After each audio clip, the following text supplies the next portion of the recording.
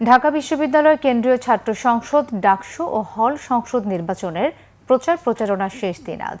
বিশ্ববিদ্যালয়ের নির্দেশনা অনুযায়ী রবিবার রাত 10টা পর্যন্ত প্রার্থীরা প্রচারণা চালাতে পারবে। শেষ মুহূর্তের প্রচারণায় প্রার্থীরা ছুটছেন ভোটারদের দাঁড়ে দাঁড়ে, দিচ্ছেন প্রতিশ্রুতি আর কর্মপরিকল্পনা। এদিকে প্রার্থীদের দাবির মুখে দ্বিতীয় দফায় বাড়ানো হয়েছে বুথ সংখ্যা। রিপোর্ট ফররুখ বাবুর। লিফলেট আর হ্যান্ডবিল নিয়ে শিক্ষার্থীদের কাছে ছুটে যাচ্ছেন প্রার্থীরা। নিজের যোগ্যতাকে স্মরণ করিয়ে দিচ্ছেন অনেকে। প্রথম দিকে সম্পূর্ণ প্যানেল নিয়ে প্রচারণা চালালেও শেষ মুহূর্তে প্রার্থী নিজেই হাঁটছেন ভোটারের দুয়ারে দুয়ারে। ডাকসু নির্বাচনের শুরু থেকেই প্রার্থীদের পাল্টাপাল্টি দোষারোপ শেষ দিনেও বহাল রেখেছে অনেকে।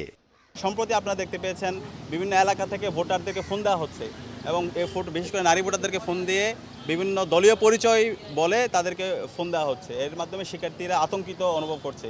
তো আমরা যে বলছি একটা স্বতঃস্ফূর্ত নির্বাচন, সেই স্বতঃস্ফূর্ত নির্বাচনের পথে এগুলো হচ্ছে অন্তরায়।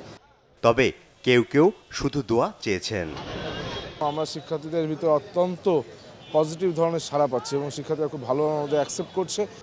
শেষ দিনের প্রচারণার অংশ হিসেবে কলা ভবনের সামনে বটতলায় শপথ নিয়ে বিভিন্ন প্রতিশ্রুতি বাস্তবায়নের অঙ্গীকার করেছেন ছাত্রদল সমর্থিত প্রার্থীরা। এ সময় ছাত্রদলের ভিপি প্রার্থী আবিদুল ইসলাম শপথ পড়ান। জুলাইয়ের রক্তঝরা দিনগুলোতে বন্দুকের নলের সামনে দাঁড়িয়েছিলাম,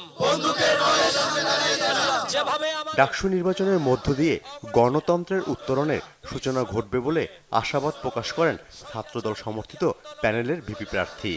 গণ অভ্যুত্থানের আকাঙ্ক্ষাকে করি গড়ে তুলি একটি সাম্য, মানবিক মর্যাদা ও শিক্ষার্থী বান্ধব ঢাকা বিশ্ববিদ্যালয়। এদিকে হাসপাতাল থেকে এসে হুইল চেয়ারে বসে মধুর ক্যান্টিনের সামনে সংবাদ সম্মেলন করেছে প্রতিরোধ পর্ষদের সাধারণ সম্পাদক মেঘ মল্লার বসু। এ সময় তিনি নির্বাচন কমিশনের সমালোচনা করেন, পাশাপাশি স্বাধীনতা বিরোধীদের ভোট না দেওয়ার আহ্বান জানান। আমরা আহ্বান জানাতে চাই আমাদের অনাবাসিক ভাই বন্ধুদের প্রতি, আপনারা যাকে খুশি তাকে ভোট দিন, কিন্তু 9 তারিখ প্লিজ ভোট দিতে আসুন। আপনারা ভোট দিতে আসলে গোটা ইকুয়েশন বদলায় যাবে। এখানে যত সমীকরণ হচ্ছে এই সমীকরণগুলা কিচ্ছু দাঁড়াবে না।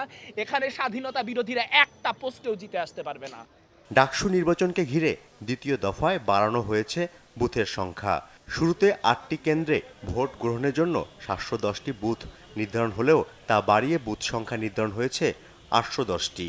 অন্যদিকে নির্বাচন উপলক্ষে অপপ্রচার ঠেকাতে কয়েকটি সোশ্যাল মিডিয়া পেজের বিরুদ্ধে ব্যবস্থা নিয়েছে বিশ্ববিদ্যালয় কর্তৃপক্ষ। নির্বাচনকে কেন্দ্র করে সোমবার রাত 8টা থেকে ঢাবি ক্যাম্পাসের সব প্রবেশপথ সাধারণ মানুষের জন্য বন্ধ থাকবে। তবে বিশ্ববিদ্যালয়ের বৈধ আইডি কার্ডধারী শিক্ষার্থী, শিক্ষক, কর্মকর্তা ও কর্মচারীরা ঢুকতে পারবেন। ফররুখ বাবু, বাংলা ভিশন, ঢাকা।